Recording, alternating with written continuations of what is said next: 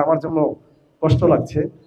ভালো হতো যদি আপনাদের বাসায় বাসায় গিয়ে পৌঁছানো যেত, যেহেতু এটা সরকারি বরাদ্দ টাকা, এই জন্য তাদের কিছু নিয়ম কানুন আছে, সেই নিয়ম কানুনের ভিতর থেকে আমাদেরকে এটা বন্টন করতে হচ্ছে।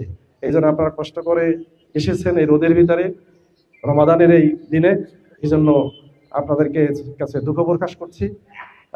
আর আপনারা যে কোনো ব্যাপারে, যে কোনো বিষয়ে নিঃসংকোচে আমাদের ভাইরা যেখানে যে আছে, আমাদের সাংগঠনিক ভাইরা, তাদের কাছে বলবেন। আপনাদের সমস্যাগুলা আমরা অ্যাড্রেস করে সেই অনুযায়ী আপনাদের পাশে দাঁড়ানোর জন্য আমরা চেষ্টা করব। আল্লাহ সুবহানাহু ওয়া তাআলা আমাদেরকে এই রমাদানকে কবুল করুন, রমাদানের যে সওয়াব সেটা অর্জন করার তৌফিক দান করুন।